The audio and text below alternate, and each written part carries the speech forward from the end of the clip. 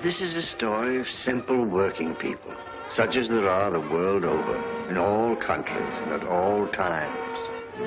Here are their hardships, their humor, and above all, their heroism. The unconquerable heroism of men who take heroism for granted, as part of their daily lives.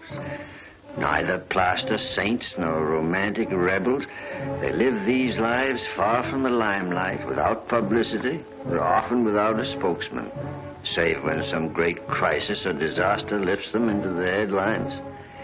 Yet these men and women are the backbone of nations, the stuff of human destiny, simple working people, such as there are the world over, in all countries and at all times.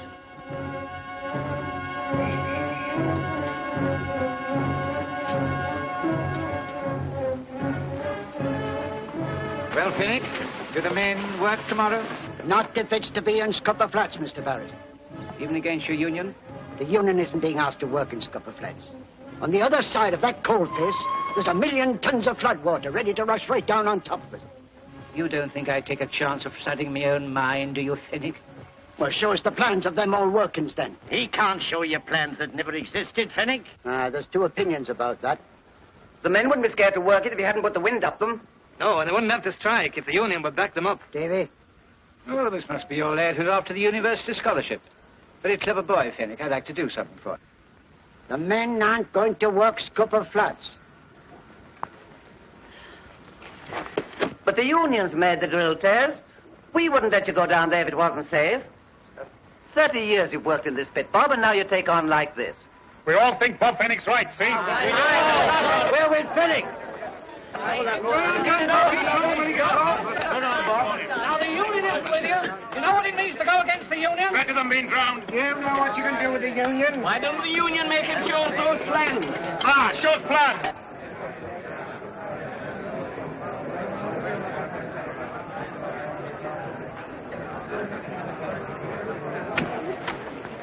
But it isn't really dangerous, is it, Father? I'll teach them a lesson.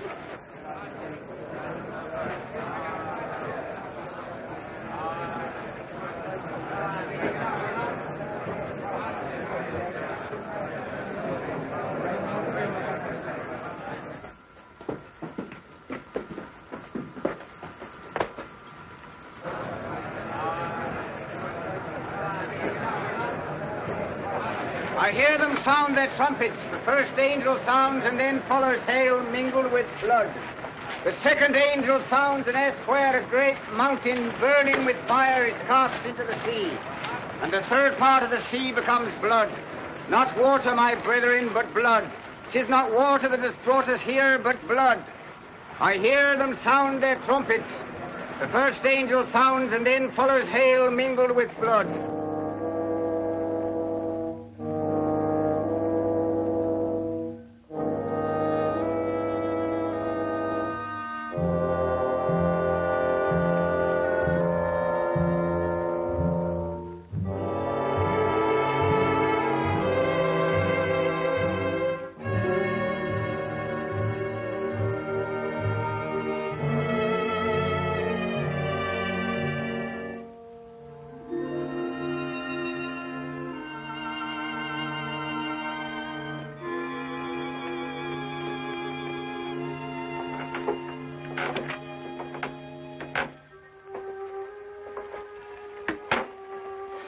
Morning, Mother.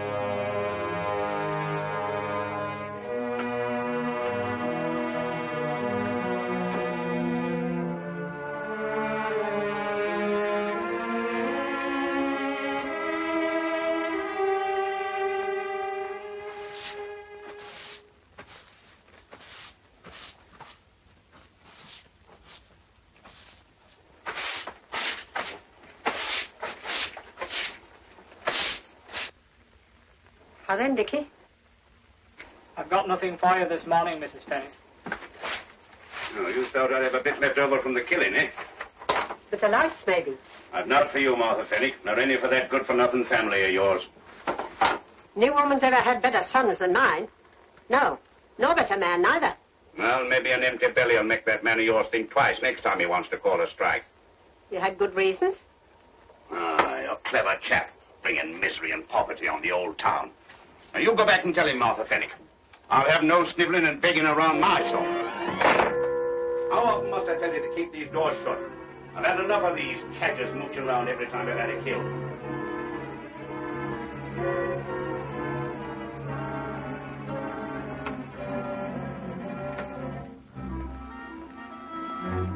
Setting up all night. Stuffing your head with that highfalutin rubbish.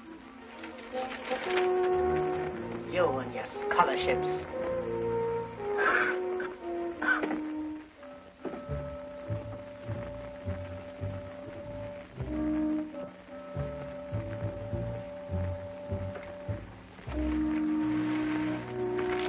That'll do, Red. If you don't know enough now to pass that scholarship, the next 12 hours won't make no difference. Why don't you go for a bit of a walk up the field, Huey? Aye, what is it, Mother? Breakfast. Breakfast? Did you say breakfast? Oh, that's what I call a feed. Oysters, pickled. Pity I'm not hungry. It's all the same to you, Mother. I'll just have a piece of that bread. I don't like that kind of fun, Huey. I shouldn't make a mock at good food. They're lucky to get anything. Their father clever like he is. Isn't every man as the pure miners about a drop of water? Get them to strike against their own unions. Thank you, Martha. My father wasn't so clever, nor my grandfather neither. They was just men. And master of pit commanded, men obeyed. They was daft enough to think of their own wives and children. Your father's a sight cleverer than that, Huey. He can see to a solid seam of coal and all the flood water to the side of it, what Mr. Barris and Union can't find out for all their instruments. Barris knows it's there, all right. Have plans of them flooded workings. Taking a chance on it, that's all. Plans? Father wouldn't say he'd seen 'em if he hadn't. Oh, he's seen 'em all right at the bottom of a pint of beer. Ah, plans or no plans. For 8 weeks I've been sitting about here useless like, and I'm fed up. Aye, that's the way I like to hear a man talk. There's too many lads nowadays breaking their necks to get away from pit. It's a blessing I've at least one son doesn't want to work all his life with his coat on. She's right there. 'Tisn't a coat I want to work in. Oh, Mother wouldn't see much difference between a coat and a football jersey, Huey. Well, all right. Tynecastle United is paying Tommy Shields £5 a week. If they can get away from the pit, I can. And they don't have to read no books to do it.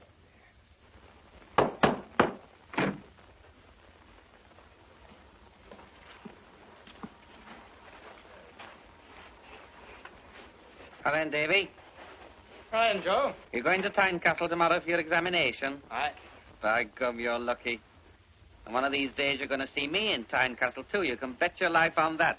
What would you be doing in Tynecastle, Joe? Well, I won't be listening to a lot of college professors anyway. There's money in Tynecastle, Davy. Money. Money? Tynecastle's up the spot for that. Morning, Davy. Morning, Joe. Hello, Dad. London's the spot, London. I just heard tell of Lord E. Cullen. He's making £3 a week up there just singing in the street. That's what I'm after. £3 a week just for singing. £3 a week. What I'm after is big money. It'll be big money you'll be needing and all before you can pay me back all the money you pinch out of my pocket every time I get boozed up. You don't appreciate your son, Slugger. He's a born capitalist. You bet your life I am. You've got to have money if you want to have sport, haven't you? Ever going to make money in the pit? Not on your life. Well, I want to have a bit of sport and I want big money, see, and I'm going places. You're going to college, are you?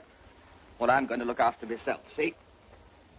Ah, you can smile all right, Davy, but where's your high-mindedness going to get you? Wasting your time fighting for the miners. By gum, what an ambition! Right there. I'd sooner stay in Scupper Flats, I tell you. You've only got to look at this whippet of mine, running to skin and bone. Me too, I said so at the time. You said so. It was you two that gave Bobby the first cheer. He said so. Guinness to the lot to save your skin. You kidded us about them plans, that's all. I kidded nobody about nothing. There's plans of them old workings. I saw them in Barris's office that day I did check weighing for Ted Gribble. Well, nobody's going to get me on that coking coal. I'm not going to drown myself to keep Barras fat. Get out of here! I'll have nothing more to do with you. I'll pay you out for this homage, you see if I don't. You walk out of work and then you come catching the decent folk for charity. It won't be charity you'll get if my missus pegs out. I'll slit your throat, and that's a fact. Off with you, or I'll put the police onto you. You talk of the police as if you owned them. You and your lot. What's the trouble, Will? It's my missus. She's got pneumonia. And doctor says she's got to have a cup of beef tea. And why shouldn't she? That's right. That Ramages have got tons of beef. Here, lads, listen to this. Just a bit of beef, I says. Just a bit of bone. And I'll pay you the minute the strike's over. As God's me maker, I will. And what did he say? He just ups and chases me out at sup with that cleaver of his. There's not a woman in the place who's not insulted. He's got a good stock of booze, too. Come on, Dad, at him. We'll tell him what we think of him. We'll get that beef for Will's wife, all right.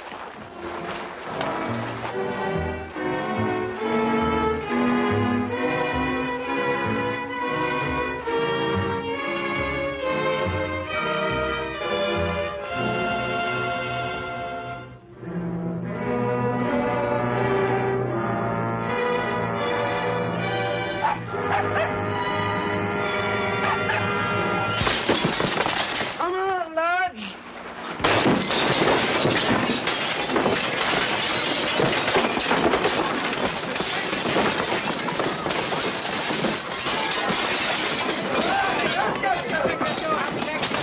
Help yourself. Let me say, got him, man, or there won't be a thing left. Where do you keep that booze?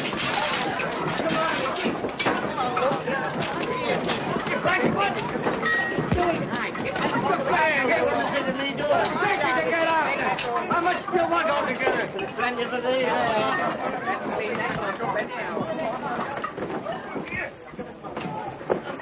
Now left.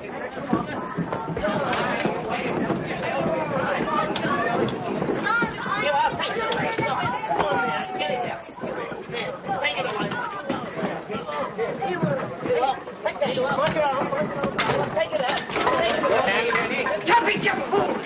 This is the worst thing you can do. Oh, you go. We'll get no sympathy now. Stop it! I'm making it down then. You daft idiot, just put that back. Get out of here. Chuck, you must be daft, leave that be. The sergeant! The sergeant, get out!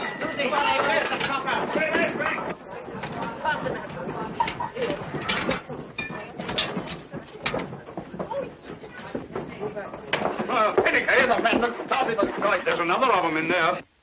Heart that never rejoices. You got him. He started it. And that woman of his was up here only this morning, making a nuisance of herself. I saw him egging them on. I never did nothing. No, and I don't expect he did anything either. What are you doing with my mate? You leave him alone. You better come along and make a charge. Come on. You saw the old thing, didn't you? I didn't know, Mr. Rabbit. Then you'd better come along, too. Drinking like that on an empty stomach? Over down the mine, Daddy. Let the mine come up to you. I looked and behold Good a luck, pale lad, good horse, luck. and his name that sat on him was Death, and hell followed with him. And there went out another horse that was red, and power was given to him that sat thereon to take peace from the earth. And there went out another horse that was red, and power was given to him that sat thereon to take peace from the earth. Now then, what? Again, Joe, and I beheld and lo, a black horse. Got a horse for the derby? He that sat on him had a pair of balances in his hand. And I looked and behold a pale horse, and his name that sat on him...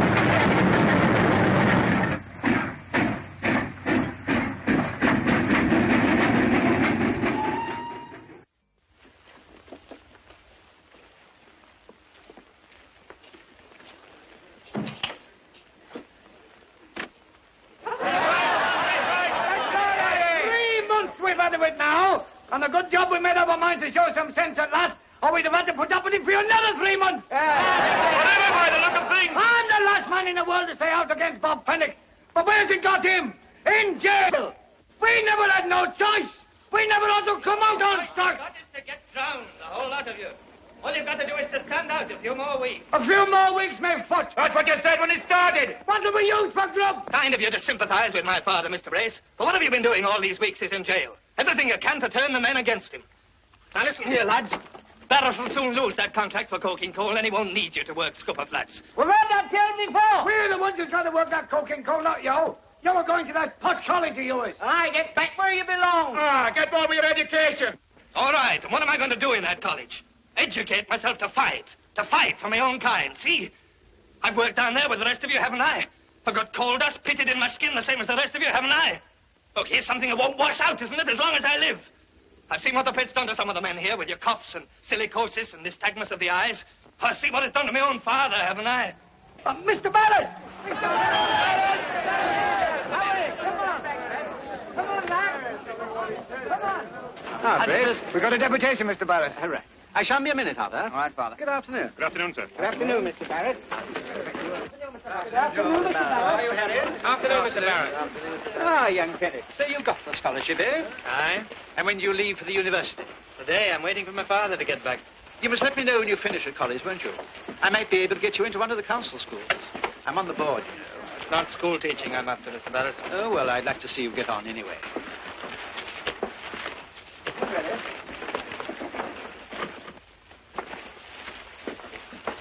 You ready, Grace? Yes, Mr. Barrett. Well, I don't think we shall have any trouble now. Hey, you.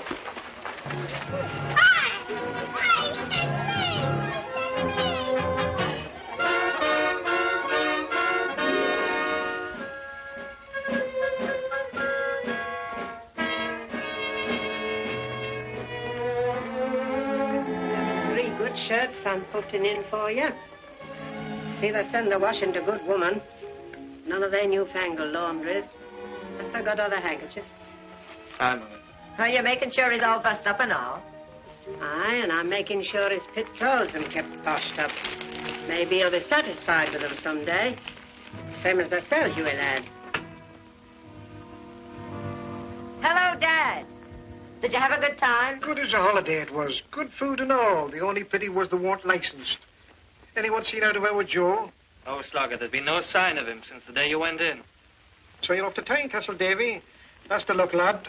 I've got great faith in you. Thanks, Slogger. So long, Martha. None of my family never needed no college education. They was good mining stock. Same as I thought your father were. Well, he set himself up against Master Pitt. You know as well as me, Martha, they jailed me for a note. They got their knife into me over the strike, that's all. And that don't surprise me. And I noticed all witnesses has come forward to stand up for it. Well, it done one good thing. Left them free to settle strike. So they hurried to get the strike over before I was out, eh? Aye. How's your cough been, Father? This cough will never kill me, Davy. Father, I don't like the idea of your going down Scupper Flats. Oh, I wouldn't worry about that, lad. All you've got to think about is making your way. Someday you're going to do something about this industry of ours. The men have great hopes on you, lad. They don't talk as if they had. They think it all the same. What time are you leaving, then? Well, now you're back. I can go by next train. Well, come along with you. We'll have a bit talking. Oh, thank you, Master. Oh, we'll be getting along, Davy, shall we? Aye. So long, Huey. Good luck, Davy. You'll be finding me in Tynecastle and all before 3 years is up. So long. Well, I'm off, Mother. Aye. Don't forget to keep my pit clothes waiting for me. I don't expect I'll be needing them.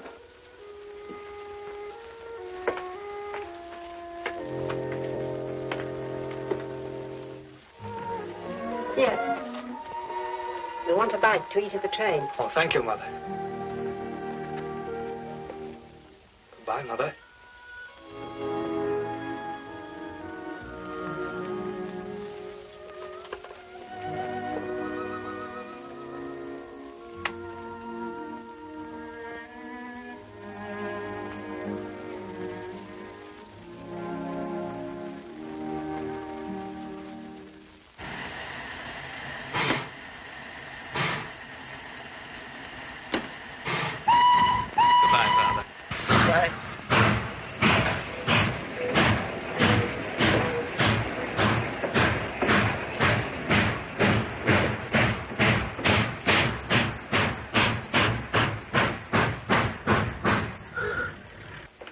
Wilkinson wants £10 each way about Rock Boy. Limit's 5. What do you think? Take it, will you? It's money for jam. Okay. Is that you, Laura? Well, is he able to come tonight, all right? And did you put it to him the way I asked you to? I think it's going to be all right, Joe. That's fine. Well, The place is the Percy Grill. Have you got that? The Percy Grill. And I'll come over to your table, see, as if butter wouldn't melt in my mouth. Well, I got to rush away now, Laura. I got to put something off, see? Of course, if you've got to do something more important. Now, don't be daft, Laura. You know me. I mean, all the time I've been in Tynecastle, I've hardly ever set eyes on another girl. That's it, the cooking doings, the grill of the Percy Grill. Ta-da. Sounds like poetry, doesn't it?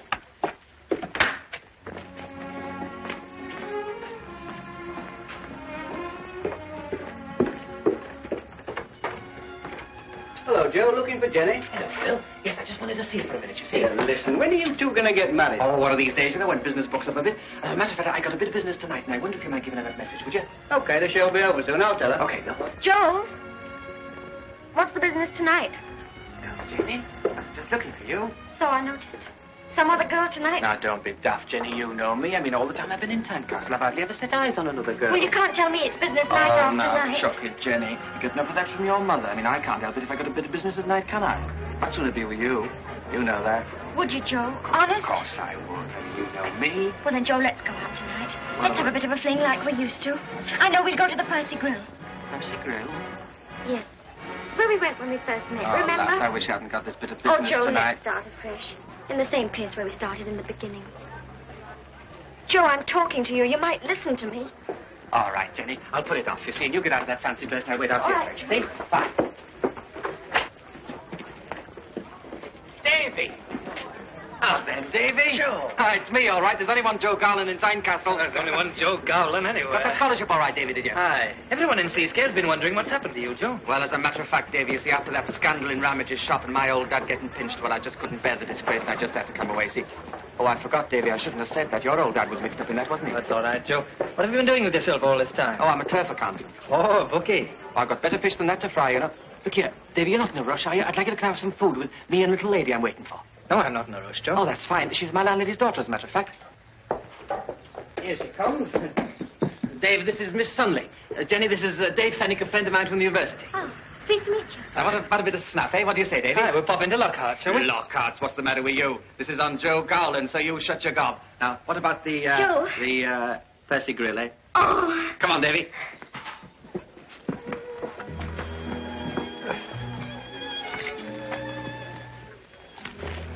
I think I'll have some oysters. You don't mind if I just leave you for a minute, do you? You see, it's one of my clients. It's one of the biggest foundry owners in Tynecastle. That's all right, Joe. Business is business. Back in a jiffy. Joe's a card, isn't he? Yes. Good evening, Mr. Millington. Oh, hello, Garland. Got something good? Well, I did hear a whisper about Rock Boy for the 3:30 tomorrow, Mr. Millington. Rock boy, eh? Well, I'll have the same. Oh, Laura, I believe you've met Joe Garland. Well, I did meet Mrs. Millington at the Spring Handicap, but I don't suppose she'll remember. Of course, Mr. Garland. Won't you sit down? Well, Well, come on, sit down. Have a drink. Oh, thank you, Mr. Millington. Smart lad, that, wasting his time in that bookmaking business. What was that horse you said, Garland? Rock Boy, Mr. Millington. Rock boy, huh? Pretty girl, Mr. Garland. Your fiancée? No, you got the wrong end of the stick, Mrs. Millington. She's with a friend of mine from the university, her boyfriend. Yeah. Oh, Stanley, weren't you saying something about Mr. Garland the other day? Hmm? Oh, I'm sorry, dear. I thought you did. Something about the Cawnport Works. Oh, yes, yes. Someone was telling me. I forget who. You know, I believe you know something about coal, Garland. Well, nothing at all, Mr. Millington, except I was born and bred on it. Well, I may need a buyer for my Cawnport Works. Well, I wouldn't say no, Mr. Millington. Well, it may be possible, but don't count on it, Garland. Well, all I need's a start, you see, Mr. Millington. Yes, I know. You're a smart lad. Well, you see... Well, there's only one thing I've got my heart set on. It's rather difficult to explain. I suppose you'd call it coal. Coal? Well, coal mines. I'm trying to arrange a debate at the university at the moment on the private ownership of coal mines. Oh, of course, a very good thing. No, I want to run it down this Sunday. I'm going to speak against it. Oh, yes, naturally, David. And I think it would be a very good thing. But I must say, it's been ever so nice meeting you, David. And to think you're going to have letters after your name and all. That's jumping ahead a bit, Miss Sunday. Oh, but you're the cleverest person I've ever met, really. You'll bet your life he is, Jenny, and he's the cleverest you'll ever meet, too. What is this, a mutual admiration society? Oh, but I admire you, David, terribly. Well, you two seem to be getting on all right. I put your nose out of joint this time, Well, Joe. I can't compete at universities, can I? That's right. But you see, David, it's not often I meet anybody as important as you. I wish the scholarship people thought that. They might raise my allowance a bob or two. It's time we were getting along, Joe. Anything you say. Do you go anywhere near Westgate Road, David? Yes, I pass it. Well, that's fine. We all go the same way home. We'll meet in the vestibule then. Excuse me. She's a nice lass, that, Davy. Aye, she is that. I didn't know you had such good taste, Joe. Taste, me? No, you've got the wrong end of the stick, Davy Westlook. No, there's nothing between Jenny and me. Keep the change, will you? Thank you, sir. She's just nice to me because I stay at their place, that's all. Between you and me and the gatepost, Davy, didn't you happen to notice the way you swept her off her feet? Oh, don't be so daft. I tell you did, man, and I tell you it's a case of just going in and winning.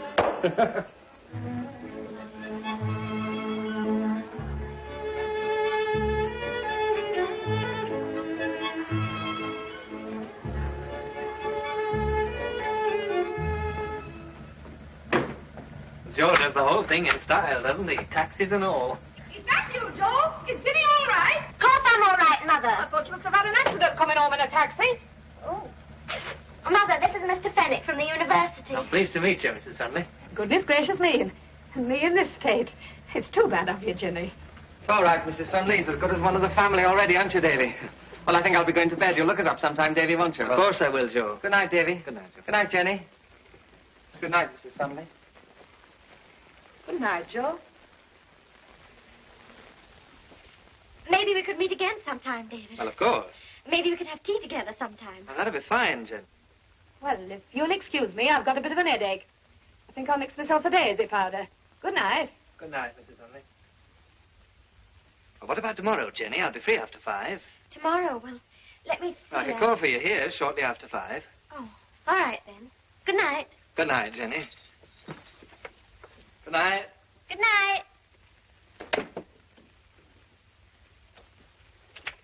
Ginny? Here a minute. You're not treating Joe right. He went up to bed very upset. And if you didn't notice it, you're blinder than I'd take you for. Was he jealous? He was and all. It doesn't do a girl no good to treat a man like that. I tell you, there was tears in his eyes. I know what I'm doing. It's time I taught him a lesson. Don't you be so sure of yourself, Miss Sunley. I once thought I could teach someone a lesson, and it ended with me marrying your father. I could marry Joe Garland tomorrow just by raising my little finger. But I'm not going to raise it. Not just yet.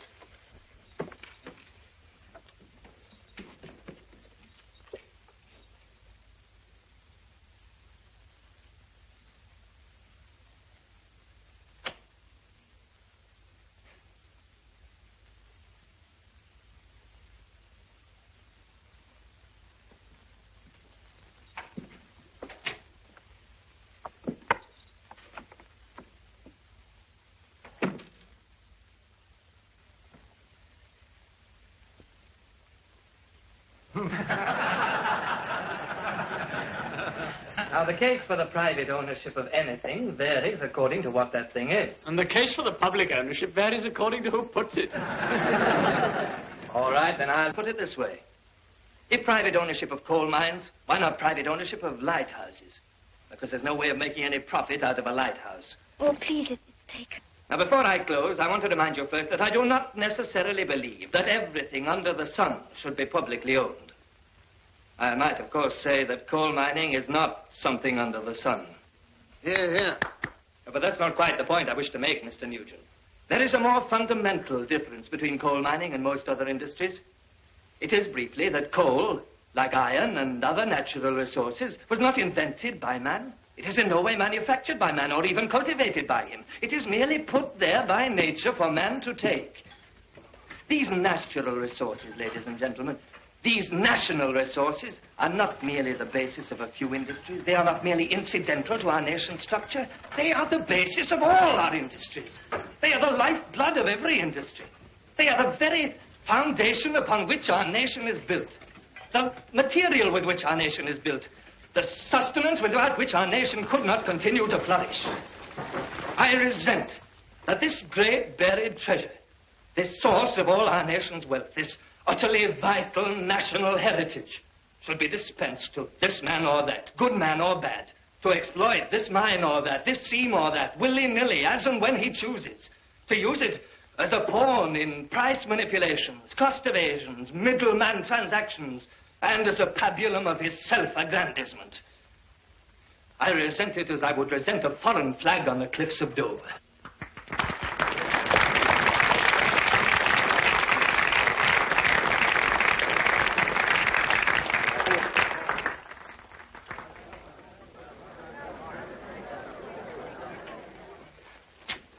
Favourite one, the 2:30 job? I should worry, Nobby. The business is as good as yours now, debts and all.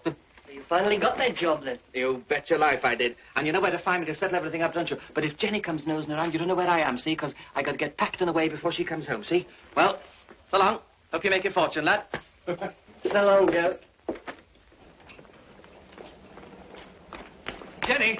Oh, there you are, David. I thought you were ever so nice. Did you really, Jenny? Look, would you I like wonder to... what happened to Joe. He said he'd be here for sure. Well, I said for sure he'd be at Jesmond Dean yesterday, under the picnic last Sunday. Or maybe he thinks we like being alone together. Oh, that would be it, wouldn't it? Well done, young Fenwick. Oh, thanks, Mr. Nugent. I suppose you haven't any ambition for politics, have you? Well, as a matter of fact, the subjects I'm studying most are political science and economy, and, of course, every now and then for a change, I read your speeches in Parliament. That's what he's cut out for, talking job. Oh, I'm sorry, Miss Sunley, Mr. Nugent. Oh, how do you do? Well, you come and see me when you've got your degree. I might be able to push on a bit. Oh, would you, Mr. Nugent? Well, I might only get your degree first. Yes, I will.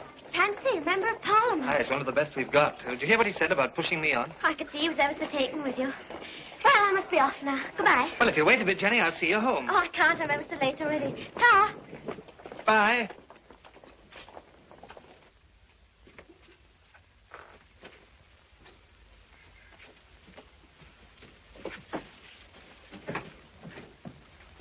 Oh, I didn't know you were in, Joe.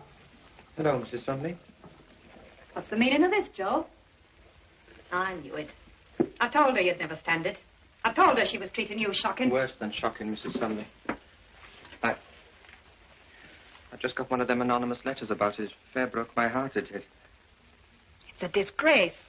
A real disgrace. No, it's better you shouldn't see it, Mrs. Sunday. I mean, there she is out again with him today. Oh, Joe, won't you have a talk with her? No, I won't. I've suffered enough. It's bad enough, Jenny behaving as she's done, but when it's my best friend, I mean, it's more than flesh and blood can stand. I must say, I'd never have thought it of a fellow like Davy Fenwick. I only hope, Mrs. Sunday, that for Jenny's sake, that his intentions is honourable. I'd go now, tell her a thing or two. No, I'd sooner you didn't, Mrs. Sunday. I'd sooner you didn't say anything to her at all. I bear her no ill will. I just wanted to be happy, that's all. I tell you, she's a bad, heartless girl. For 2 years now, you've been taking her out as good as you're intended. And now this hoity-toity college professor comes along and you're not grand enough for her. I can't bear no more, Mrs. Sunday. I just want to be by myself, that's all. I know how you feel, Joe. Maybe you're looking at the kitchen on your way out. I'll have a nice cup of tea for you. It's real kind of you, Mrs. Sunday.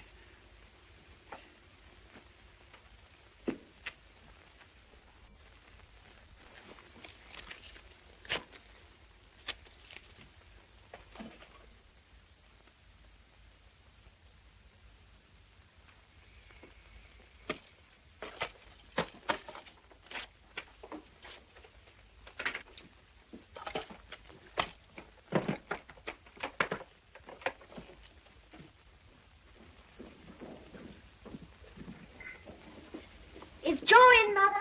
Aye, but only just. What do you mean, only just? I'll tell you what I mean, young lady. Joe Gowland is packing his bag. Packing? Didn't I tell you no man would put up with the way you were going on? Well, you've lost him now, haven't you? You weren't so clever after all, were you? You see where it's got you, don't you? You've lost the best man that ever drew breath.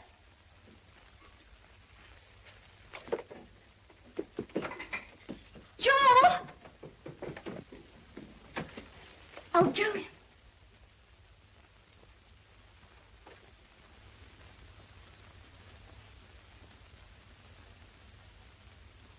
Oh, he's gone, has he?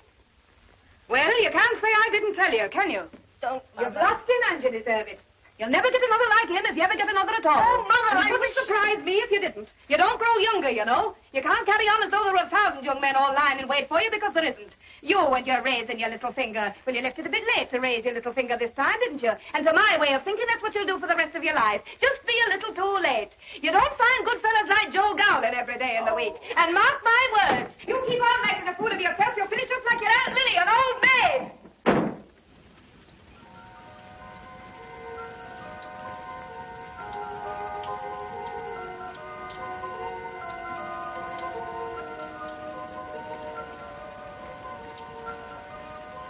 Jenny. What's wrong, Jenny? Don't let's talk about it, David. Don't let's talk about it. Oh, come on in. Sit down here. Let me take your mac off.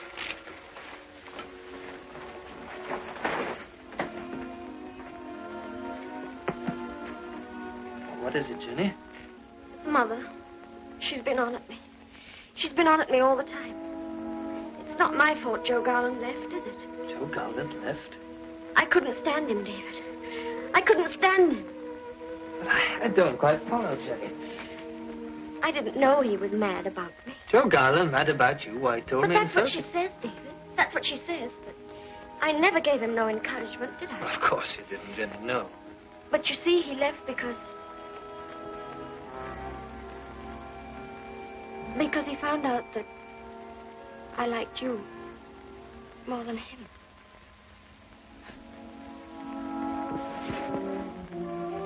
I can't help it if I love you. She can't blame me, can she? You love me? I can't help it, can I? Jenny. And you love me, too. Don't you, David? From the very first minute I saw you, Jenny. Oh, David, I want us to be together always. I can't go back there. I can't stand it. I want us to be married and happy and, everything. Of course, Jenny. I'll take you away from there the minute I can. Oh, David. The minute I get my degree and get a post. But, David, that's another whole year. We couldn't wait as long as that. Couldn't you get a post now? Jenny, it's not very long. But you said you could be a schoolmaster with what you've got now. Schoolmaster, but I don't You want... said you could easily get a post in Sleescale. This man Barris promised you. Jenny, you... Oh, David, we could have the loveliest little home. You could study in the evening with all your big, important books and me sitting beside you. But I can't throw away my scholarship and the lectures at the university and everything. And we must be practical, darling. Oh, but, David, I am practical. I've got it all worked out to a T. You can get ever such good furniture today on the Never Never. Never, never. Oh, about £0.50 a week, David, that's all.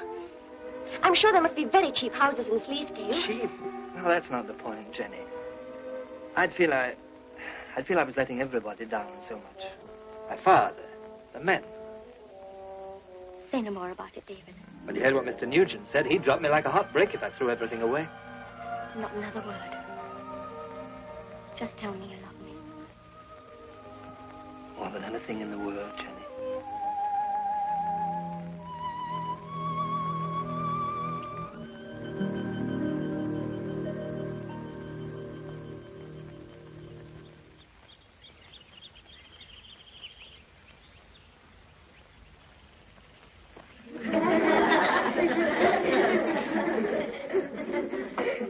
Now, there's a good way to remember this, lads. Now, watch.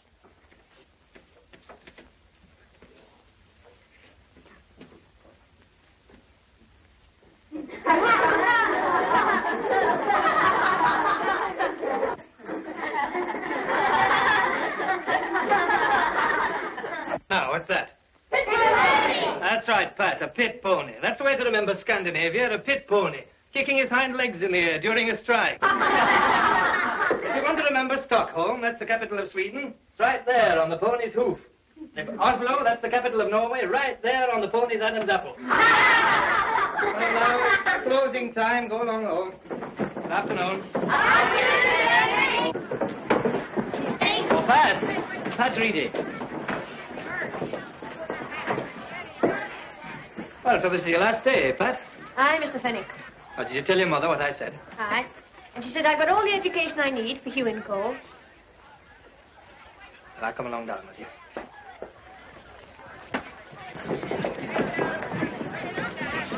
Fenwick. Yes, sir? Wait for me a bit, will you, Pat? I understand, Fenwick, that Mr. Barris offered you the opportunity of coaching his son in the evening, and you saw fit to refuse. Well, the evenings are my only chance for studying for my degree, Mr. Strother. A pity you didn't think of that before you ran away from college. You'd have had your degree by now. You wish to see me, Mr. Strother? Eh? Yes. Yes, we're getting that laughter in your class again. I must remind you once again, Fenwick, education is a serious matter. A child's whole life may depend on it. But, Mr. Strother, in an article on modern education... I learned all I need to know about modern education before you were born. The basis of it is to have teachers with proper degrees. We may keep you here to oblige Mr. Barris, But we cannot keep our eyes closed to your limitations if you refuse to be sensitive of them yourself. I'm sorry, Mr. Swanwick. Another thing, Fenwick. Scandinavia is not a horse. Let me refer you to Gray's Geographical Compendium for Pupil Teachers, page 173. You will find these words, Fenwick. The shape of Scandinavia may be likened to that of a bear. A bear, Mr. Fenwick, a bear. But, Mr. Strother, these boys have never even seen a bear. Precisely. We teach them two things at one and the same moment. The shape of Scandinavia and the shape of a bear. You may go, Fenwick. Thank you, sir.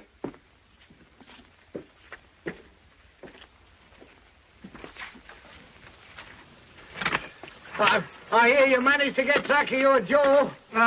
He's in Tynecastle, all right. I run over and dropped in on him. Thought I might be able to touch him for a quid or two. Nearly finished up by him touching me. Hey, Bob, look. Second time he's been down this month. Must be getting fond of us. A lot of water here. Oh, the men aren't worried about the dampness, Mr. Barris. They're working worse than that over at Globe Coal. But some of them are beginning to think it's coming from the old workings. Perhaps we work far enough at the end of this seam. Move them along again next ship. As you wish, Mr. Barris.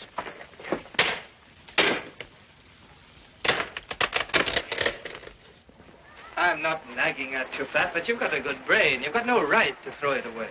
You've got no right to go down the pit. You can be more use than that to yourself and everyone else. What's wrong with Pitt? It's a man's job, isn't it? I thought that when I was leaving school. I thought it was grand to have a man's job. Oh, then, Davy. Hello, Huey. Did you see the match lineup today? Aye, I did. You're getting on grand. I have been mentioned in the Tynecastle Chronicle and all. It's bound to be seen, isn't it? Aye, of course it is. When are you coming up to the house, Huey? Jenny hasn't seen any of you for a couple of months. I'll be dropping in one of these days. Got to put in a lot of training, you know. Sorry. Remember me to Jenny. You see what our Huey thinks about pit work, Pat. He's not mad about football just because of the exercise, you know. Well, somebody's got to go down Pitt or we wouldn't have any calls. Yes, I know that. Oh, Mrs. Reedy, I was hoping to... Don't you, Mrs. Reedy, me. I know the bloody you're trying to stuff into my lad's head. Get in, Pat. And where do you think your education got you? 45 bob a week. Let me tell you this, Mr. Smarty. When our Pat's your age, you'll be fetching every bit as much as that. And no mucking about for a couple of years before he does it. Ha! Such a lot you were going to do for the men. Going into Parliament and all.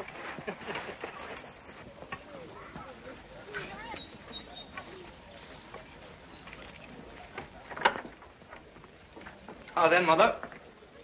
How's the cell, lad? Father in? You'll be back in a minute. Come on in, I'll give you a bit of bacon. You can wait for him. I'd better be getting along, Mother. Jenny's got a bit of veal and ham pie waiting for me. Please the cell, lad.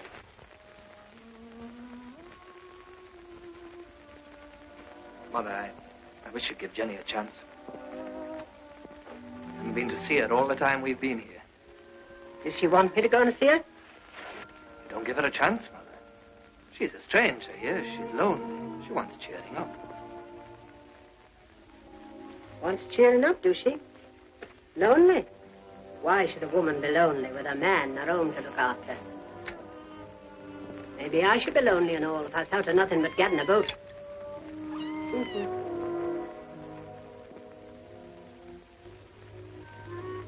All right, Mother. Hello, Davy. Come along in, lad. Well, Jenny's expecting me, Father. I think I better... All right. How's she getting along, eh? Well, not so bad, Father. I'd like to have a talk to you sometime, Father. How's things down at Scupper Flats, eh? Oh, Barris is nigh on finished that contract for coking coal. If Scupper Flats has lasted 3 years, it should last another 3 weeks, eh? Aye, I heard you'd soon be getting out of it. Well, I must be off. So long. So long, Mother. So long, Davy.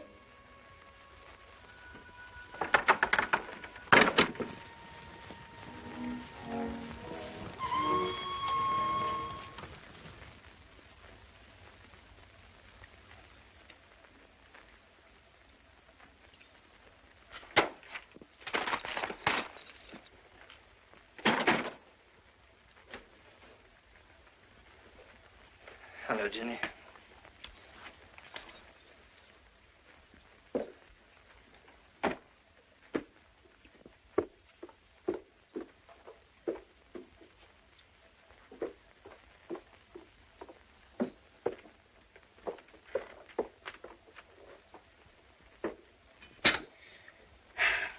What's wrong today, Jenny? Nothing's wrong. Nothing's wrong at all. I wish you wouldn't eat with your fingers. I have such a wonderful life, I'm sure. No maid.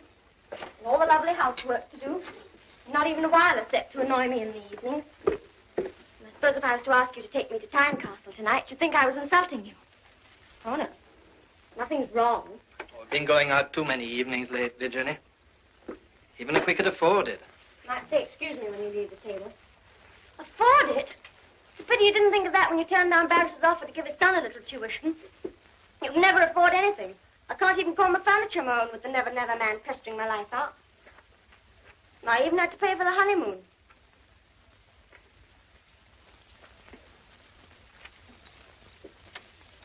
It'd make me so terribly, terribly happy if you'd take me out just this once. Oh, don't be sensible, Jenny. I want to finish this book tonight. You want? Of course, it doesn't matter what I want. It never seems to strike you that you brought me to a place where there's not a soul I can talk to. Why don't you try and be friendly with my people, Jenny? Your people? Your people, indeed. You didn't tell me your father was a jailbird, did you? Jenny. You needn't try and deny it. I know all about it. Robbed his shop, he did. Nice kind of father-in-law for a... Jenny. David, it was wicked of me, wicked. I should have done that, Jenny. I shouldn't. Oh, but I deserved it. Every bit of it. I'm a bad, heartless girl. I'm just a drag on you. Your nerves are on edge a bit, darling, that's all. Yes, that's it. My nerves. I need cheering up, David. Yes, of course. If only for your sake. I know we go to the Percy Grill, where we first met, remember? We forget all our silly little squabbles and start afresh in the place where we started in the beginning. Yes. Well, maybe you're right, Jenny. Run along, get ready. Oh, David, you're so sweet to me. We can just catch the 5:20. Darling. I'll be down in a minute. Here, that's the laundry. You see them, will you? They're trying to charge me 9 bucks too much. Tell them I'll attend to them tomorrow. Now then, son. Mother. Well, come in, come in. She's brought Jenny a drop of that homemade broth of hers. Oh, that's fine, Mother. Come on in. Oh, that's the kitchen, Mother. Here's the drawing room. Drawing room? Hey, it's grand, isn't it, Martha? Maybe Jenny's tidying up the kitchen or something. Jenny thought you were the laundry. They're trying to swindle her out of 9p or something, but Jenny's not having any. Laundry? That's the thing, never gets the chance of swindling me.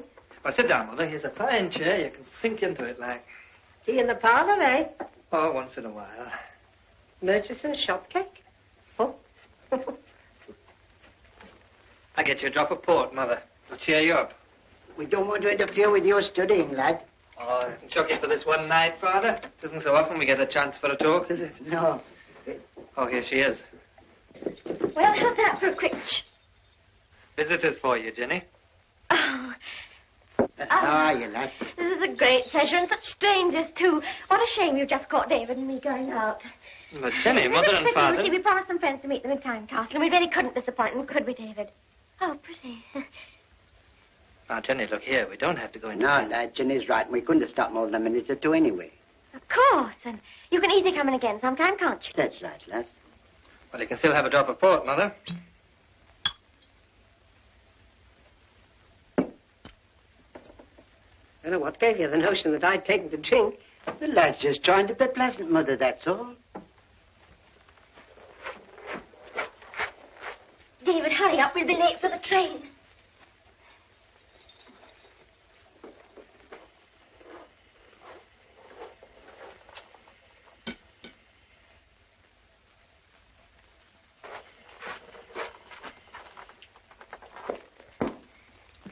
What you doing, David? Coming. Come and see us again soon, will you, Mother? Oh, best send your postcard first. Oh, good night, Mrs. Fenwick. Good night. Good night. Good night, Mother. Night, Father. Night, Davy. Blessing on at least one son who's not breaking his neck to get away from Pitt.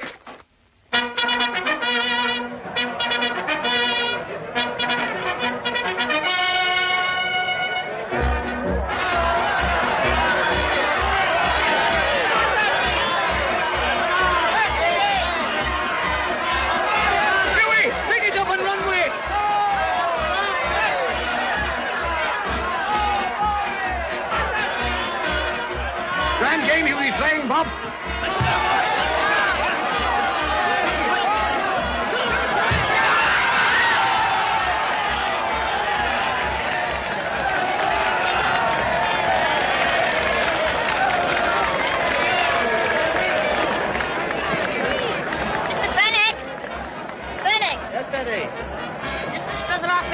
that. Oh, thanks, Terry. That lad of yours has got it in him, Bob. Fine game. He played 3 goals and all. Lovely out hat-trick. that one day. Lovely hat-trick it were and all.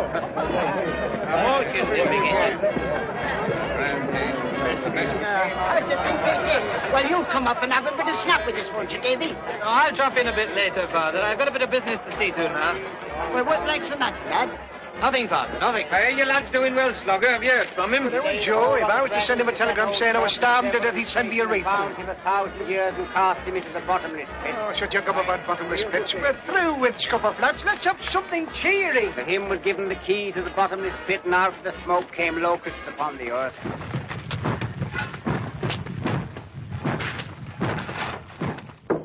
Come in.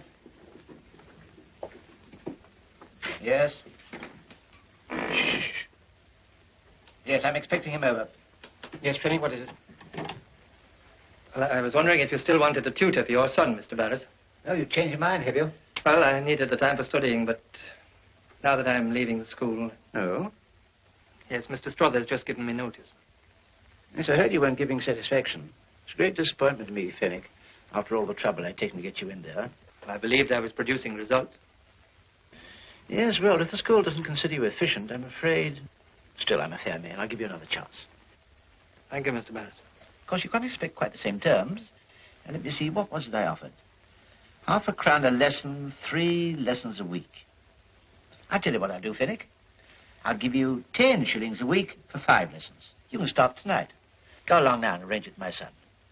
Good afternoon. Thank you. Why, my dear fellow. I didn't know you were waiting. It's all right, Mr. Barris. How do you do, Mr. Garland? Fine. Anything Millingtons now, aren't you? And a partnership in the offing, too. There's one thing I like is to see a man get on, especially one of my own men. And you used to be that, didn't you? Proud of it, Mr. Barris, proud of it. Well, if it isn't Davy Fenwick. How are you, Davy, lad? Fine, Joe. How you getting on, Davy? Fine, I've just pulled off a big deal. That's right, Davy. Is there anything I like is to see a man getting on. Remember me to Jenny, will you?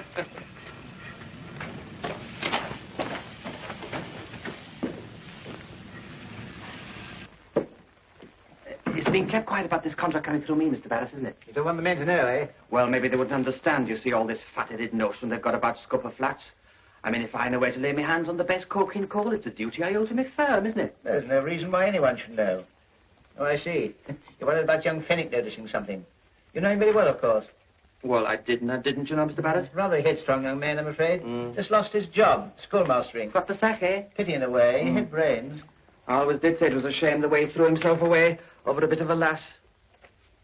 I think I'll drop in on him and cheer him up, poor fellow losing his job and all. Jay. I'd like to know how you expect us to live on 10 shillings a week. Well, I don't, Jenny. I'll get another post somewhere. I'll advertise in the Tynecastle papers. In the meantime, we can sell this house and go and stay with my mother. Your mother? I'd rather starve in the gutter, and that's final. I've got ambitions. I was meant to be a lady, I was. Not just a skivvy for somebody who's a rotten failure. Hark at him. He's here again. The never-never man. I'm going to tell him the truth. He can take his rotten furniture away for all the chance we've ever got of paying for it. Don't be an idiot, Jenny. Hello, Jenny. Remember me? Joe. Hello, Joe.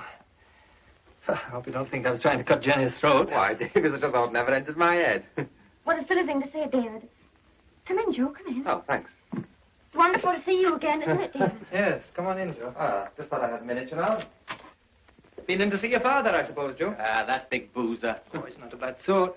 Yeah, sit down and have some tea. Well, I only got a minute or two to spare, you see, Davy. I got this business with Barris. We're selling him some of them new pumps. About time they cleared the water out of them pits. Well, Scupper Flats is closed down. That's one good thing. Oh, I don't suppose there was much to worry about there, you know. You didn't always think so. Oh, Jenny? How's married life treating you, eh? Oh, it's ever so nice, isn't it, David? Now you're getting on the way of business, Davy. Oh, he's doing ever so well. They think a terrible lot of him up at the school, don't they, David? Mr. Barris thinks the world of him and all. He's been given the job of teaching his son in the evenings above everybody else's head. Haven't you, David? Oh, well done, Davy. Not doing so bad yourself, eh, Joe? Well, Davy, you know, I don't hold with grumbling, but it does get a fellow down in the end. I mean, Paris this week, Brussels the next, London every other day. See who it is, David. Tell them I'm not in. Probably my creditors have spotted your car, Joe. David's going out tonight, Joe. Oh, well, I got a bit of business tonight myself, as a matter of fact. I hardly got a second to call me home, you know, Jenny. Visitor for you, Joe. Well, hello, Dad. Well, by gum, it is grand to see you again. You said a wireless message you was here, Joe. Thanks very much for all them 5 quid you never sent me. What brings you to Sleescale? Tynecastle too hot for you? You can't stop him having his little joke, can you, Davy? No. I was just coming along to see you, Dad. I'd have broken your blasted neck if you hadn't. Are you, Henny? You're doing very well for yourself, aren't you? Well, a lot of expenses, you know, Dad. Well, you're going to have a few more. All the lads is waiting down at the salutation. We're celebrating the closing of the Scupper Flats, and I don't see no reason why you shouldn't put your hand in your pocket for it. Only Come got on. 5 minutes, you know, Dad. I can drink plenty in 5 minutes. Are you coming along, Davy, lad? Then I can't stop it. Good night, Mrs. Fennick. Goodbye, Jenny. See you soon, Davy. I'm looking forward to a ride in that posh car of yours.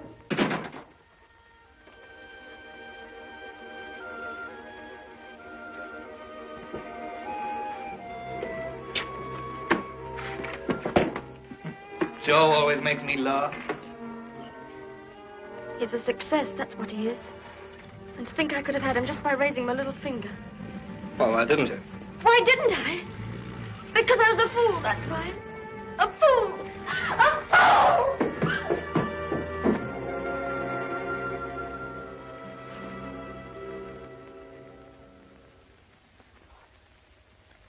This, therefore, is the relative change between the second variable and that of the first. Now, obviously, if A does not differ from X, this ratio has no meaning. I'm glad to hear it has no meaning. Certainly hasn't any for me. I tell you, I'm no good at mathematics. I don't want to be an engineer anyway. Well, what are we wasting our time for, then? Father wants me to follow him at the pit. I loathe it. All this Scupper Flats business and everything. Still, the men didn't break through. Their luck held out. Yes. Yes, it did, didn't it? Just held out. What's worrying you, Arthur? But their luck won't hold out forever. Is it anything to do with Mr. Gowland?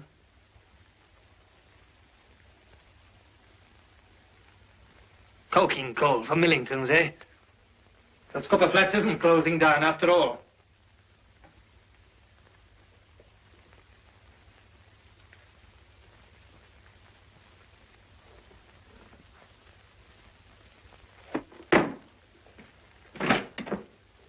I'm not sure about this money clause. Well, don't you think that's a matter between me and Mr. Millington, Mr. Barris? Of course, of course. Now then, Joe. Hello, Davy. Good evening, Mr. Barris. How dare you come in here? What do you want? I'm not standing on ceremony, Mr. Barris.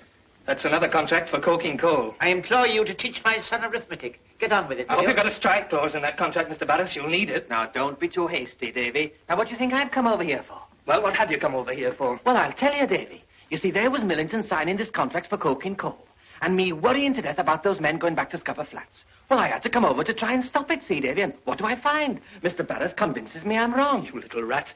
Do you remember telling me over in Tynecastle that they were certain to break through that coal face one day? How you thanked your lucky stars you were out of that death trap. You remember the strike? Remember how we starved? How you said you weren't going to drown yourself to keep Barris fat?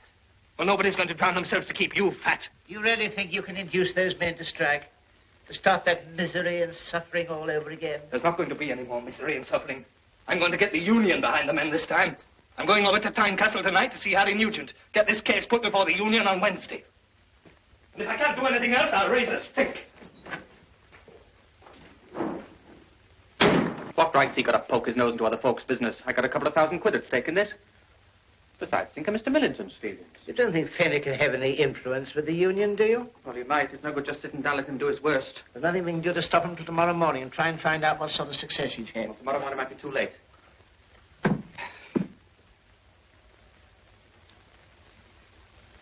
How's he going to get back from Tynecastle tonight? He can't. There isn't a train. Well, let him go and see his Mr. Harry Nugent, MP. Thank you, Mr. Barris. Good night, Mr. Barris. Good night, Gowland. See yourself to the door, will you? I rather... All right, Mr. Barris. Oh, Gowland. If there was any danger, there'd be plenty of warning, wouldn't there? The pit, you mean? Yes, of course there would be, Mr. Barris. Good night, Mr. Barris. Of course.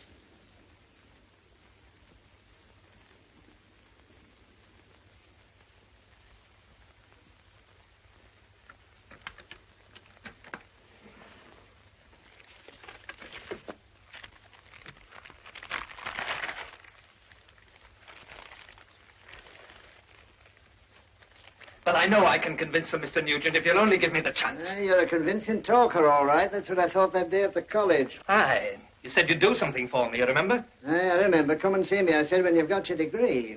You know, I had great hopes of you, young Fenwick. I had a notion you might be just the right lad to step into my shoes in a year or two.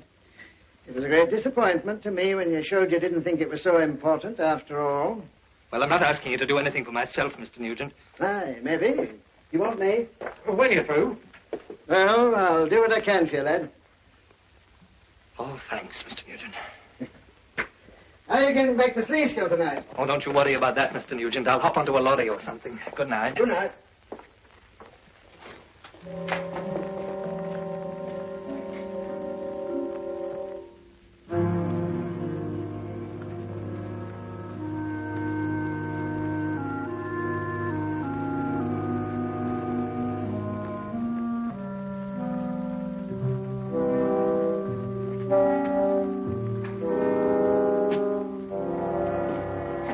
Davy, I thought you was never coming back. Did you, Joe? I just had to come round, you see, Davy, to settle a little bit of difference, you see? Forgive and forget, eh, Joe? That's the way, Davy. I mean, you and me's been pals all these years. It didn't seem right. Let a bit of misunderstanding come between us, did it? There's no misunderstanding as far as I'm concerned, Joe. That's the spirit, Davy. I mean, two sides to every question, eh?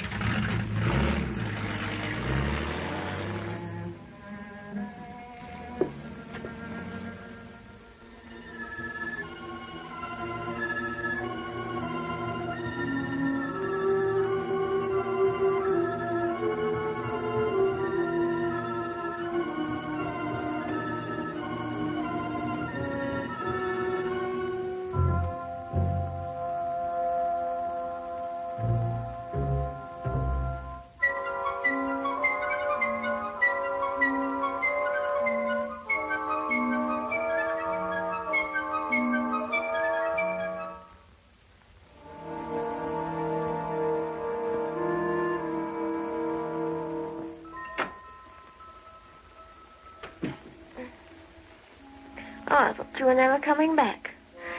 Where have you been all this time? Fine, Guzzle. You're so quiet. Come tell me all about it. It wasn't about one of those silly old mining things, was it? Yes, Jenny, it was one of those silly old mining things. You know, David, I wish you wouldn't waste all your lovely brain on these things. You know, I've had a great idea. Have you, Jenny? You see, I've been thinking about you not having a job and everything. And I suddenly thought, what a good thing it would be if you were to go along to Millington's and have a talk with Joe Gowland. I'm sure he could get you in there, and you know what a terrible lot he thinks of you, David. Does he, Jenny?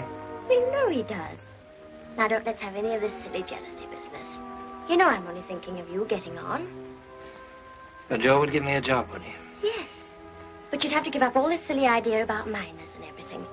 You see, David, people haven't any patience with that sort of thing nowadays. Did Joe say that? Yes, of course. You've always loved Joe, haven't you, Jenny? I can't blame you. Any more than I can blame myself for falling in love with you.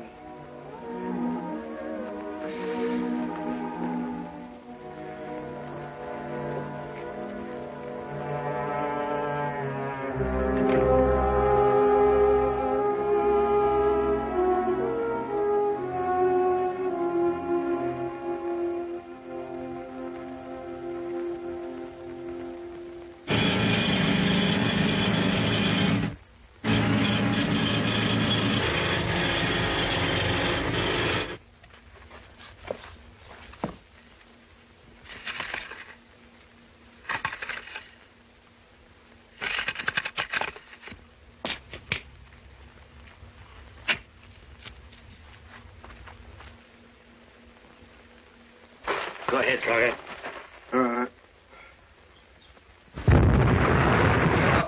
Ton after ton, further and further into that barrier. A barrier, gentlemen, which is holding back 1 million tons of flood water. They've taken drill tests? Drill tests? You've all of you been working miners at some time or other, and you all know that without plans it is impossible to be absolutely certain that your drill tests are not deceiving you. Well, unfortunately, we're not able to inspect the plans of the flooded workings at Sleescale. The owner of the mine insists that they never existed. But my father insists that they did, and still do. And I should like to know why the owner of the mine is so afraid to have them inspected. We can't listen to every Tom, Dick, or Harry who happens to say he once saw some plans. The men who worked in Scupper Flats listened to him, and starved for 3 months to avoid working there. But anyhow, if Barrett has got the plans, there's naught to fear. He wouldn't run the risk of flooding his own mine. There are mine owners who will take a gamble, just as there are very few miners who don't. We all realize... But here is a gamble I beg you not to be a party to. You may deny that you have any intention of being a party to anything, that you just intend to do nothing. Like a man who sits watching a child drowning in 2 feet of water. He's not a party to it, and in law there is no crime he could be accused of, certainly not murder. And in the same way, if these men drown in Scupper Flats, nobody will be entitled to accuse you of murder. You will say you were not a party to it, and so will you, and you. But what will your conscience say? And yours, and yours. It is in your hands today to decide whether or not these men shall ever again enter that death trap. Your hands and yours. Today. And at this very minute, they're stripping that barrier. The barrier that is holding back 1 million tons of flood water.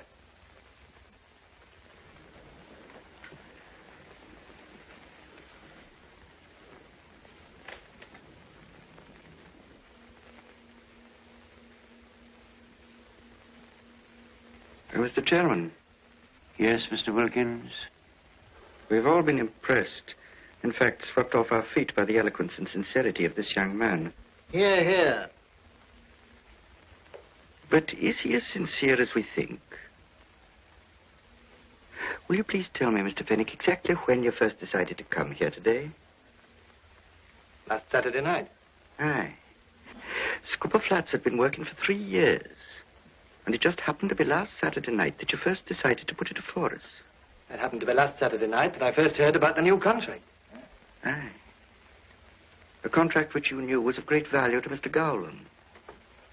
What are your personal relations with Mr. Gowland, Mr. Fenwick? I used to be pretty friendly. Aye. Up till last Saturday night, I think, Mr. Fenwick. The night you decided to try to put a stop to this contract of Mr. Gowland's. You and Mr. Gowland quarreled? That has nothing whatever to do with my coming here today. It was a very bitter quarrel, Mr. Fenwick. It came to blow. I've told you it had no connection whatever with my coming here. I believe it was your wife you quarreled about, Mr. Fenwick. Your wife has left you as a result of it. Hasn't she? What's that got to do with the danger to Scupper Flats? If Scupper Flats is dangerous now, it's been dangerous for the last 3 years. And yet you didn't decide to do anything about it until last Saturday night. The night that you had this violent domestic quarrel with Mr. Gowland. I put it to you, Mr. Fenwick, that you were determined to do anything you could to revenge yourself upon him, and that's why you're here today. Thank you, Mr. Chairman. Gentlemen, it's obvious who has put this member up to this and why. Mr. Fenwick, please. His intention is to give you a completely false impression. I beg you not to be stampeded into it. Please, Mr. Fenwick, Mr. Fenwick. Go on, lad, you're wasting your breath. Good afternoon, Mr. Fenwick. Thank you very much for all the trouble you've taken. I think, gentlemen, we can pass to the next item on the agenda. The question is using paint or wallpaper at the Gatethorpe branch. Mr. Williams, please. How'd you get on, Davy? No good, Tom. Hey, I told you were wasting your time, lad. Hello, Davy. I hear you didn't pull it through. What happened, lad? Well, I did my best, Father, but I'm afraid... Oh? Well, you can't do better than your best, lad. But I should have thought. So you're going down, eh, Pat? Aye, Mr. Fenwick promised to show me the ropes today. I'll break you in, boy. Davy! Davy, it's happened! The letter came while I was getting ready for the pit. They've asked me, Davy. Asked you what? To play for Tynecastle. They were watching the match when I scored 3 goals, when I did the hat trick, Davy. And now they've asked me to play a trial with the reserves next Saturday. Grand lad. Slugger, I'm playing for Tynecastle. No. I told you they had their eye on me, didn't I? You wouldn't believe me, would you? It's come up, lads. I'm playing next Saturday. Hey, not so hasty. Wait for the international. Look there.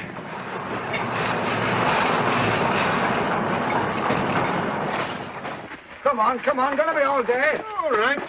I'm just putting in the artistic touches. You coming to see me play on Saturday, Slogger? Of course I am, lad. Of course.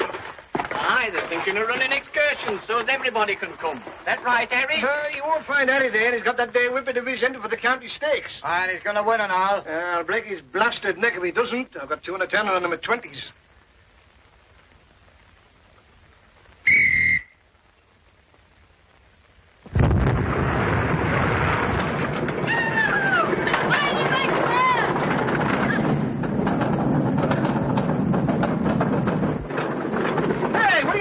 The scenic railway? I'm just saving Scandinavia a bit of trouble. Scandinavia? Here, come on, let's get this propped up. Oh, I don't see no hurry. I don't see why we should slave our guts out just for our Joe's benefit.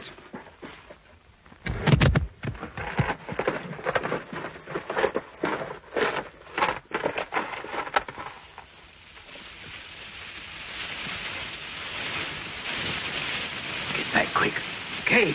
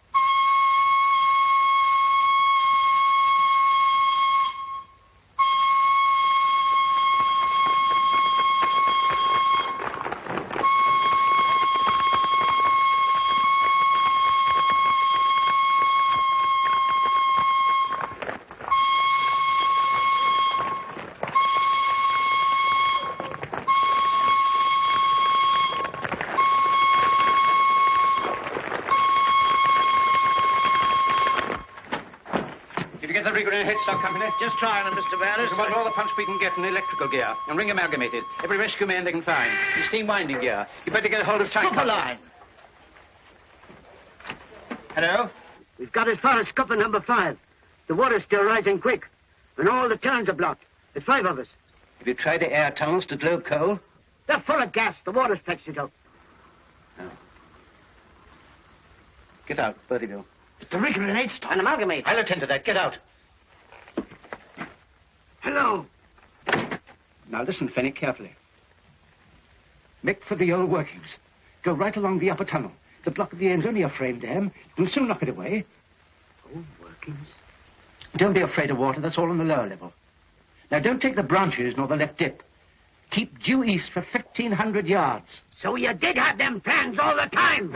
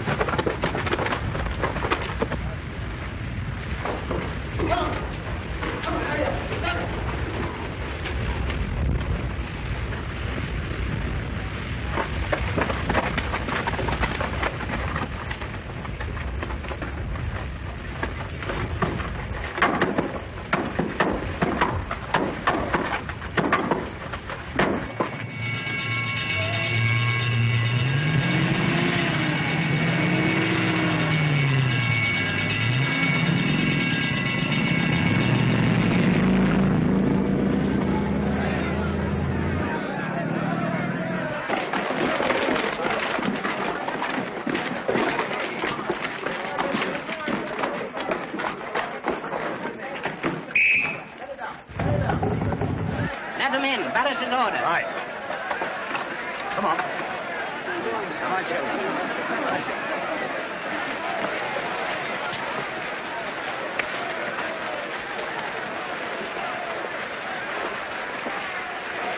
My son down there, Barrett. My son, Bob Ogle. Why don't you get yourself in by and fetch him out? That will do no good, Tom. These people want to know what's being done to get the men out. Most of the ship have got away in the upper levels of Globe Coal. We're in constant touch with them. Is our Bobby my father? There's a man at the pit top line now getting the names through. Your husband, Mrs. Fenwick, was cut off from the other side, but he managed to find a way into the old work. You were there. There are 5 others with him. I don't know who they are. Can I join the relief yes, party? Come along. Stay here in the yard, Mother. It'll be all right.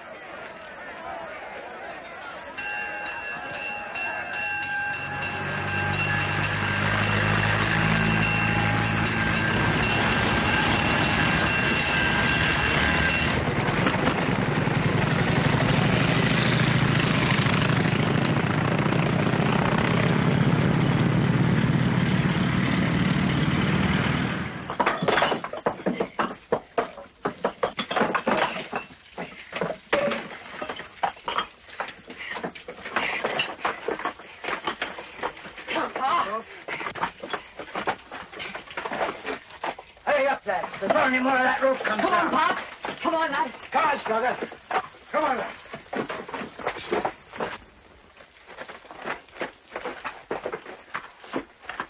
What's your step, Huey? You'd not be much good to United with a broken leg. I'll still be much better than some they've got.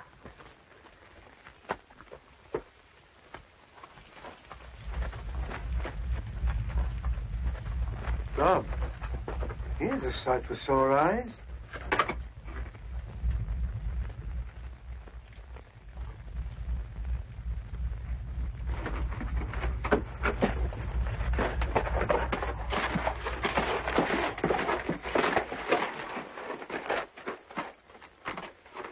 Hey, there's no frame dam about this.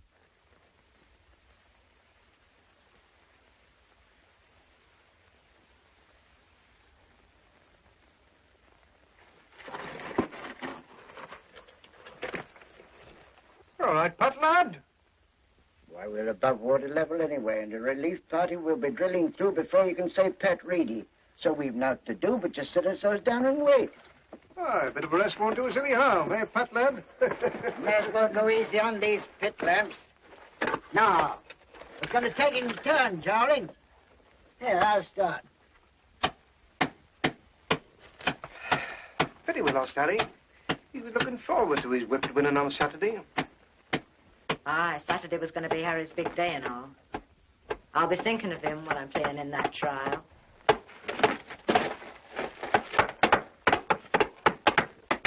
Oh, my, you should see us coming, passing the folks along the road just as they were starting. There was lots and lots of lasses there, and all with smiling faces, getting along the Scotwood Road to see the bladed races. Oh, my.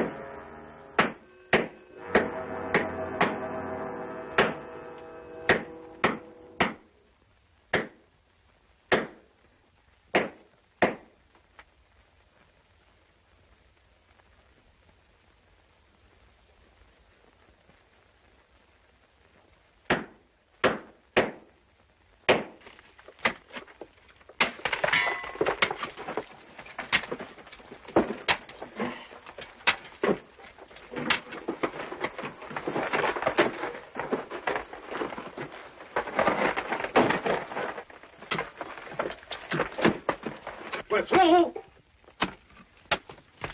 Keep on for 300 yards. Take the right dip.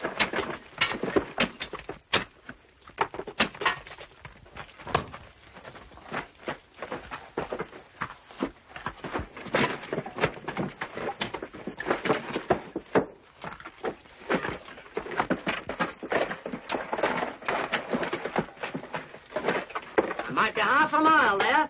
If only we had some plans of this place, we'd know what we were getting at. Plan wouldn't remove that fall. We must expect difficulties. We must blast a new roadway above it. Come on, then. Let's get on with it.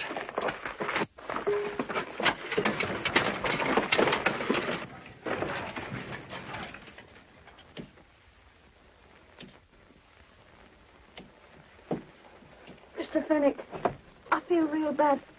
It's my stomach, I think. I know, lad. Would you believe it? I don't expect there's a lot of nourishment in them, but they're better than out. Here's me with my cough drops in my pocket, and I forgot all about them. First time in my life. There you are, lad. Thank you, Mr. Fenwick. What day would you say it was, Father? Oh, Friday morning, I'd say, lad. It isn't Saturday yet. No, not like that, no. No, it can't be, can it? You call that pounding? We'll be here till doomsday at this rate.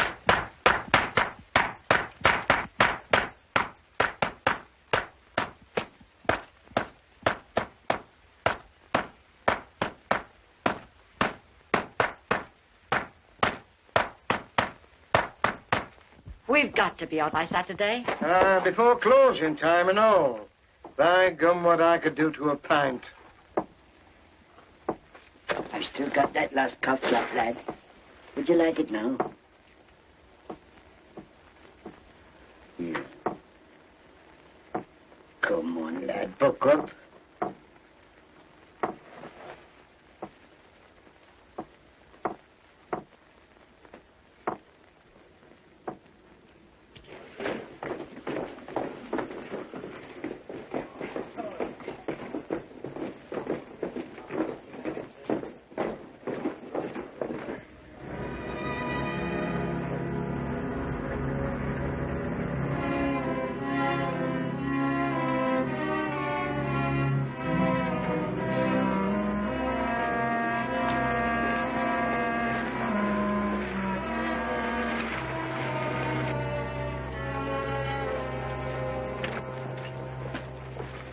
Good evening, Mr. Nugent. Good evening. We got all the men out of Globe Coal, thank God. Nearly 80 of them.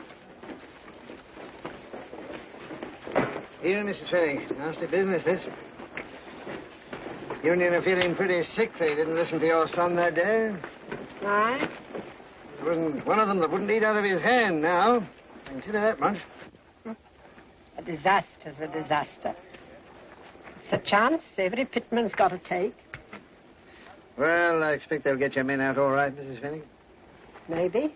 And how about our pet?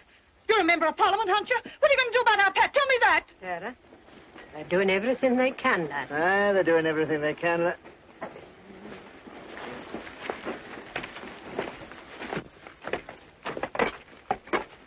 What's the matter, Doctor? Stroke. Been overdoing it. What sort of progress are they making down there? There's still a chance, Mr. Nugent. Yeah.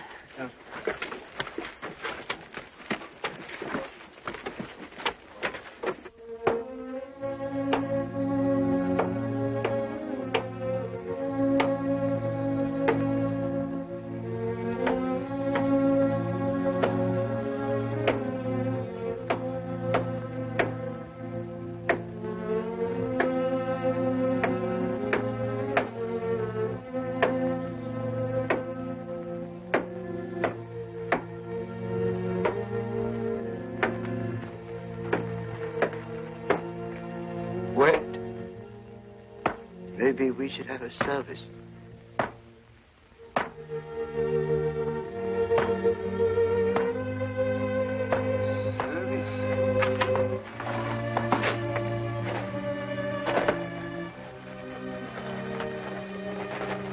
Let us take for our text the 12th verse of the 8th chapter of the book of John.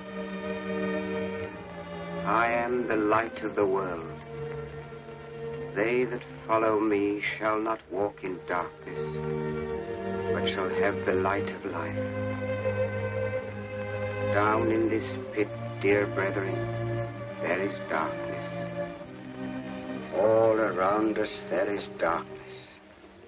But the light of the world is here, even here, in the darkness of this pit. What's all this preaching about? This isn't Sunday. It isn't Sunday, is it? It's not Saturday yet. Round and go, my brethren, is our lot upon earth. And the fourth angel sounds, and another star falls in the bottomless pit. Ah, put a sock in it, wept. I see it, my brethren. I am given the gift of prophecy. I am a prophet in the paradise pit. Sit down, man, sit down. I see them.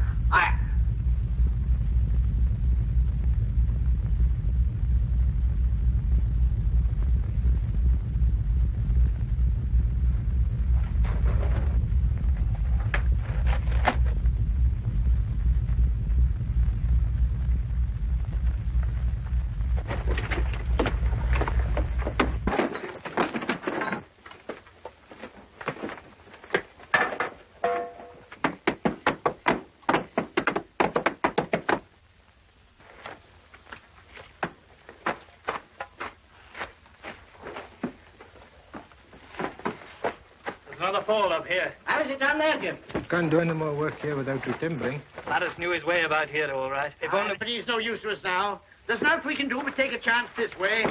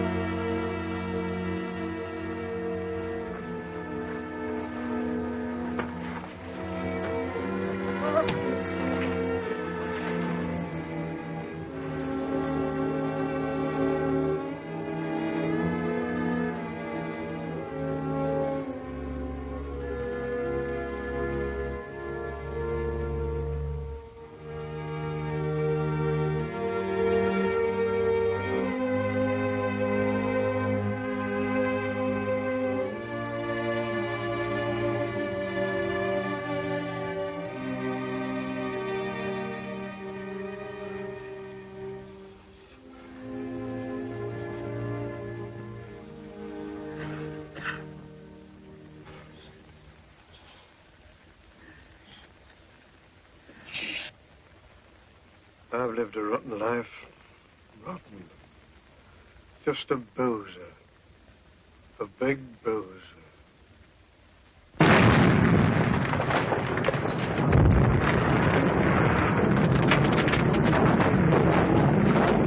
timber's getting! Get back! It's coming! It's coming!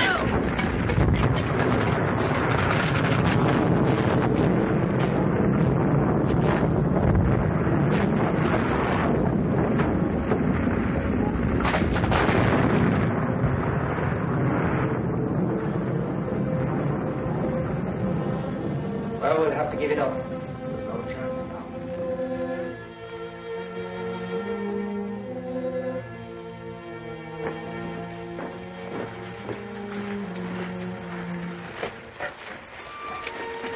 David. You finished. We want you to represent the men at the inquiry. Represent the men? What men? My father, Hughie? Mrs. Winthrop's 2 sons? Harry Brace, Slogger Gowland, Wet? Young Pat Reedy? What am I going to say when I represent the men? It was all very sad. No one was to blame. I know what your heart's set on, lad, and you'll get your chance to fight for it. The world's like a wheel. Your turn will come. The way you said that, it sounded like my father. Good night, Mr. Newton.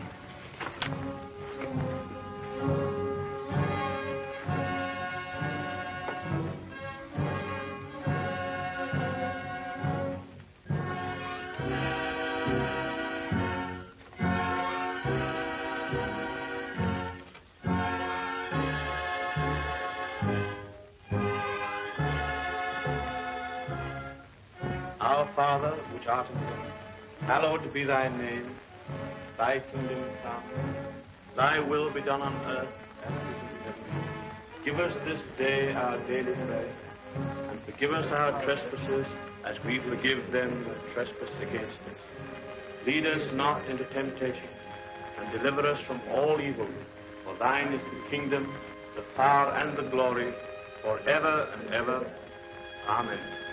And so, out of the darkness of the world that is, into the light of the world that could be and must be, a world purged of its ancient greeds, a world in which dreams are not empty nor sacrifices in vain, a world of infinite promise which the unconquerable spirit of man will someday forge into fulfillment.